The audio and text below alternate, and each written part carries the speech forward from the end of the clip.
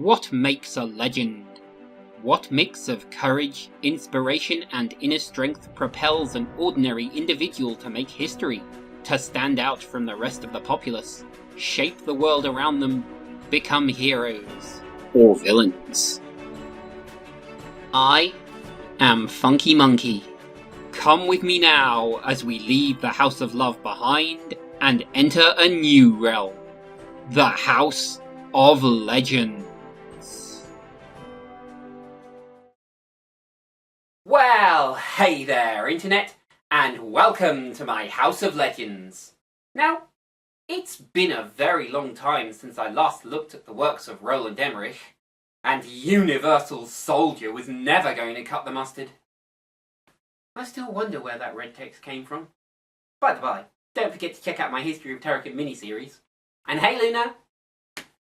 Anyway, today we're diving into one of his better endeavours with the American legend of Independence Day.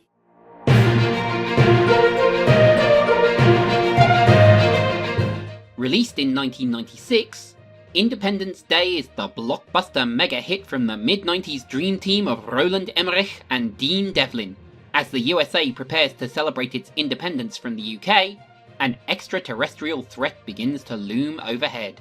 Interestingly, audio drama producer Dirk Maggs created an adaptation of how the UK got on during the events of the film, which was broadcast on BBC Radio. I should mention that today we'll be looking at the extended edition. And yes, there is an extended edition. So come with me now to the United States of America, where humanity will not go quietly into the night, but instead they will celebrate Independence Day. It's Independence Weekend, and SETI picks up something heading for Earth. And from the president to the lowliest crop duster, America begins to feel the effects. Not that Russell Case knows, or cares. This drunken mess, believe it or not, will be the pivotal character in humanity's final victory later on. But the UFOs are entering our atmosphere, and aligning themselves over Earth's major cities. The US government appeals for calm, which Russell displays in the face of such ridicule. You see, Russell claims to have been abducted by aliens 10 years prior, and you can imagine what such a claim would do in a backwoods town such as where Russell and his family live. Not to mention their focus on sexual stuff. But I'll spare you the rant. And in New York, broadcast engineer David Levinson has detected the synchronization signal, which means that Marine pilot Stephen Hiller is back on duty. Pity about his application to NASA, though. NASA don't like it when you're cohabiting with a stripper. Still, Captain Hiller will get his chance, but we'll get to that. Levinson manages to get into the White House and tell the president in person. And with only minutes to spare, the White House is evacuated. Because when the countdown ends, the enemy strike. Meanwhile in London...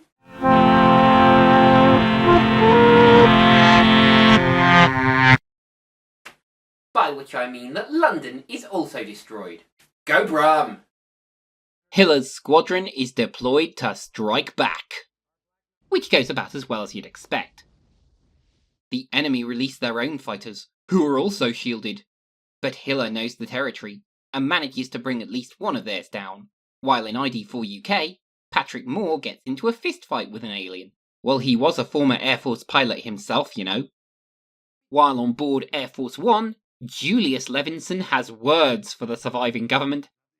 Julius berates the surviving government for their inaction, citing the conspiracy theory of Area 51. President Whitmore disclaims Area 51 before being told that this isn't entirely accurate. That's the magic of fiction, folks. And on to Area 51, where we discover a little more about our extraterrestrial adversaries.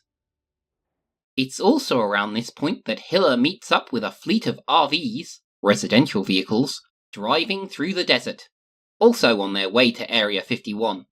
And to get through security, Hiller shows the gate guard the live alien he's captured. The alien is examined, but awakens and wreaks havoc. Lucky for us, the inner alien still goes down to a good old-fashioned bullet. But the solution, incredibly, is born of a father's love. Julius tries to get his son off the cold concrete floor with the old catch your death of cold line, but this is exactly the inspiration that David needs. And so David Levinson crafts a computer virus to bring down the alien systems. But they'll have to fly the captured fighter right into the mothership to do it. Captain Hiller's moment has come at last. So much for NASA. It's from the Americans. They want to organise a counter-offensive. It's about bloody time. But a counter-offensive is going to need pilots. So it's time for Russell Case to get sober and fly straight. And so, Stephen and Jasmine Hiller are hastily wed, President Whitmore delivers a speech, and the stage is set for our double-action finale. Our plucky pair are brought into the mothership, while on Earth, a destroyer is heading for Area 51. But just in time, the payload is delivered, the shields are down, and the fight is on. But on the ship, the jig is up. Back on Earth, the destroyer's preparing to fire, and worse, all the fighters are out of missiles. All except one, that is. And we buy the future of humanity with the sacrifice of Russell Case.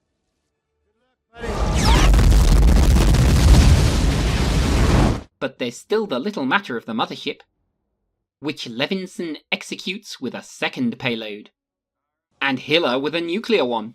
And so, at least some of our heroes survive, and humanity endures.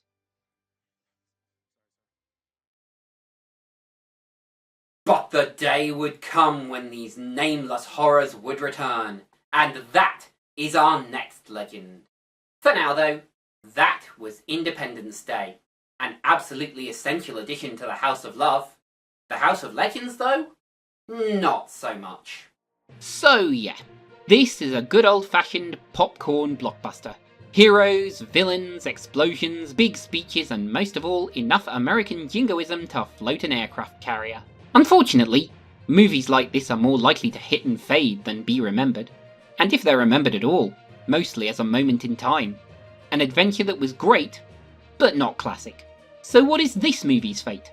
Well, let's start with the performances. And this movie is an ensemble cast par excellence. Will Smith, Bill Pullman, Jeff Goldblum, and a memorable Judd Hirsch as a Jewish father quadrophonotype, not to mention Randy Quaid, whose Russell Case doesn't get that much screen time, but provides the means to beat the aliens and save the planet. Not to mention the supporting cast of Robert Loggia, Harvey Fierstein, Mary McDonnell, Margaret Collin, Star Trek's Brent Spiner as a memorable Area 51 nerdy head researcher, Adam Baldwin, Harry Connick Jr., and Vivica A. Fox, whose Jasmine provides another emotional core for the audience. And I even spotted the ever-present vocal cords of Frank Welker, credited with special vocal effects. And the musical stylings of David Arnold might take a turn for the melodramatic, but could we say any different of the Marvel movie scores? And while, as an ensemble piece, the flow is necessarily broken into different viewpoints, the movie still meshes together well. Scene continues into scene, and the transition of the president telling people not to panic straight into pandemonium in NYC might be an old one, but the old ones are the best. So, is it a perfect movie? No. As I say, it's very jingoistic for the Americans, which led audio drama producer Dirk Maggs to make Independence Day UK for Radio 1, bringing some much needed British balance to the story.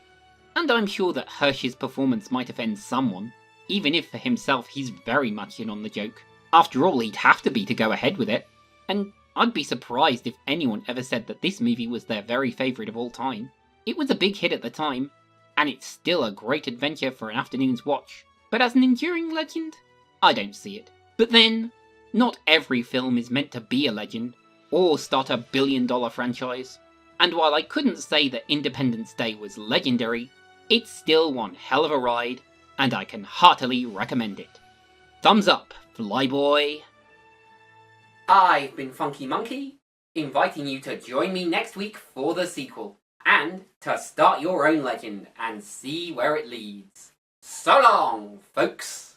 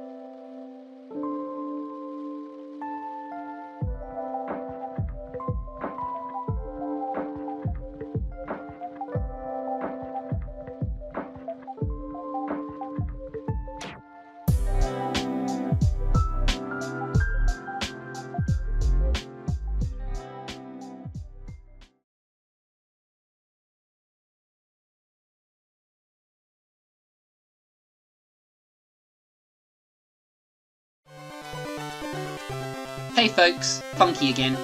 If you liked the video, you know where that button is. Why not consider subscribing and ringing the notification bell? And if you want to be extra awesome, you can check out my crowdfunding links. And if you're not fussed about any of it, that's okay too. So long!